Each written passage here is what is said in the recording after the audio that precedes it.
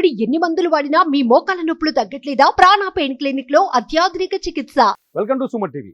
రైతు భరోసా పైన కూడా తెలంగాణ కేబినెట్ ఇవాళ కీలకమైన నిర్ణయం తీసుకుంది. ముఖ్యమంత్రి రేవంత్ రెడ్డి అధ్యక్షతన సమావేశమైన తెలంగాణ కేబినెట్ రుణమాఫీతో పాటు వచ్చే పంటకు రైతు భరోసాను కూడా చెల్లించాలని మాటిచ్చిన ప్రకారమే ఎకరాకి 15,000 రూపాయలు చెల్లిస్తామని చెప్పేసి ఇవాళ నిర్ణయం తీసుకుంది కేబినెట్. అయితే ఈ నిర్ణయంలో కొంత మెలిక కనిపించింది. రైతు భరోసా పైన రైతు రుణమాఫీని నేరుగా రుణమాఫీ 2 లక్షల వరకు చేస్తామని కేబినెట్ ఆమోదించింది. కానీ రైతు భరోసా పైన మాత్రం కేబినెట్ మంత్రివర్గ ఉపసంఘాన్ని ఏర్పాటు చేసింది. ఈ మంత్రివర్గ ఉపసంఘంలో ఆర్థిక శాఖ మంత్రి, డిప్యూటీ సీఎం భట్టి విక్రమార్క ఈ ఉపసంఘానికి అధ్యక్షుడిగా పనిచేస్తారు. ఇకపోతే కేబినెట్లోని శ్రీధర్ బాబు, అలాగే రెవెన్యూ శాఖ మంత్రి పొంగులేటి శ్రీనివాసరెడ్డి, అలాగే వ్యవసాయ శాఖ మంత్రి తుమ్మల నాగేశ్వరరావు ఈ ఉపసంఘంలో సభ్యులుగా ఉంటారు. మంత్రివర్గ ఉపసంఘం జూలై 15 వరకు లోపు రైతు భరోసా పైన ప్రభుత్వానికి నివేదిక ఇవ్వనుంది.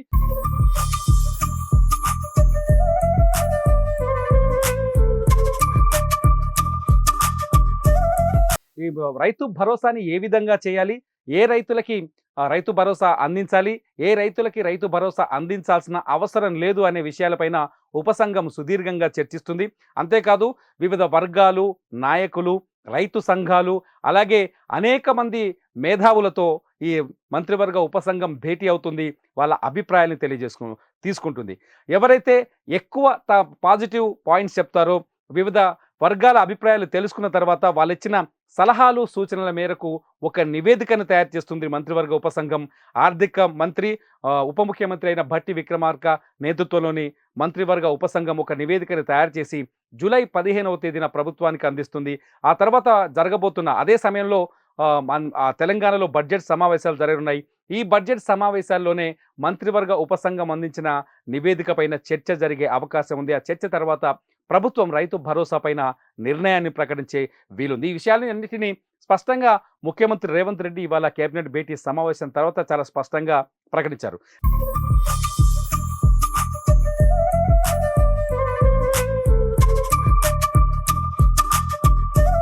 అయితే రైతు భరోసా ఎవరెవరికి అందుతుంది?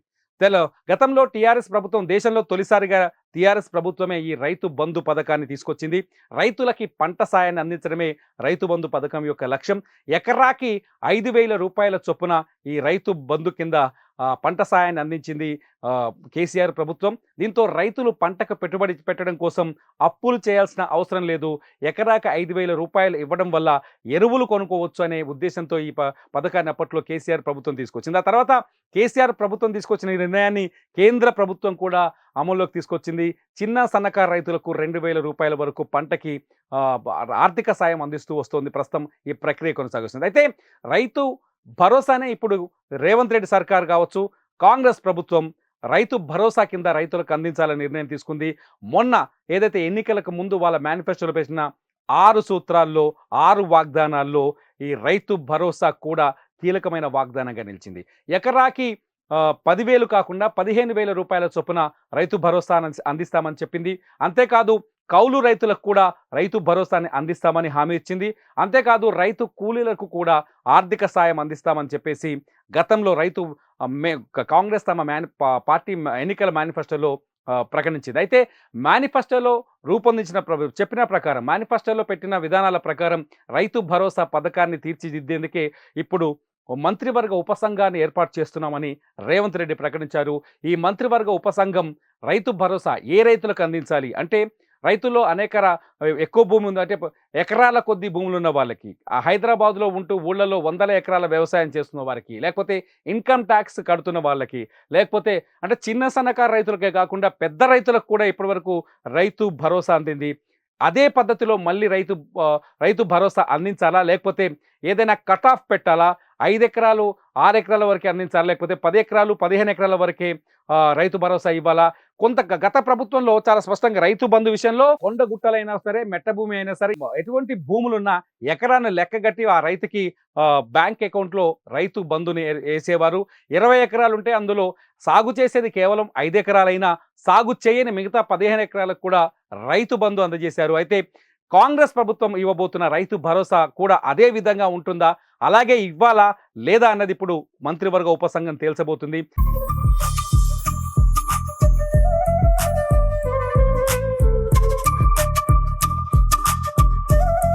ఎన్ని ఎకరాల వరకు రైతు భరోసా ఇస్తారు, ఇచ్చే రైతుకి ఎలా అందిస్తారు రైతు భరోసాని, బ్యాంకులో వేస్తారా లేకపోతే ఏ విధంగా అందిస్తారు, అంతేకాకుండా ఎవరెవరికి అంటే చిన్న సన్నకారు రైతులకే రైతు భరోసా అందిస్తారా లేకపోతే పెద్ద రైతులకు కూడా రైతు భరోసాని అందిస్తారా అన్నది ఇప్పుడు ప్రశ్నగా మారింది. మంత్రివర్గ ఉపసంఘం నివేదిక అందించిన తర్వాత కానీ రైతులకు రైతు భరోసా అందే పరిస్థితి కనిపించట్లేదు. వచ్చే పంటకు మాత్రం ఖచ్చితంగా మంత్రివర్గ ఉపసంఘం చేసే సూచనలు సలహాల ఆధారంగానే రైతు భరోసా పథకాన్ని రూపొందించి ఆ తర్వాత పంట సాయాన్ని అందించే అవకాశం కల్పిస్తుంది. చూద్దాం జూలై 15వ తేదీ వరకు లోపు మంత్రివర్గ ఉపసంఘం తయారు చేయబోయే నివేదిక ఏంటి, ఎవరెవరితో సమావేశం జరుగుతుంది, ప్రభుత్వం ఎటువంటి నిర్ణయం తీసుకోబోతుంది అనేది మాత్రం ప్రస్తుతానికి మనకు సస్పెన్స్ అనే చెప్పాలి.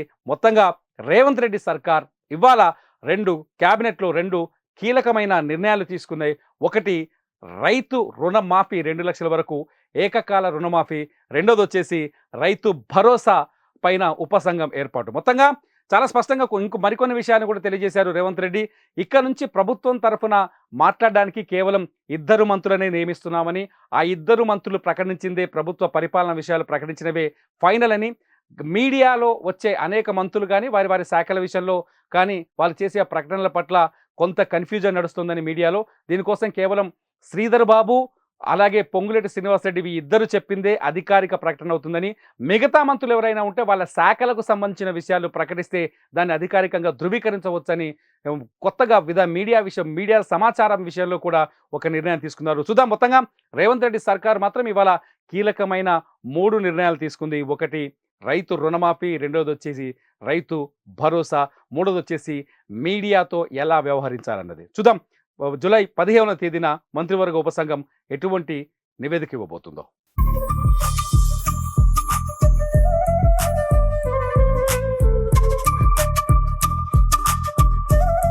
సుమన్ టీవీలో మీ పర్సనల్ అండ్ బిజినెస్ ప్రమోషన్స్ కోసం కింది నెంబర్కి కాంటాక్ట్ చేయండి.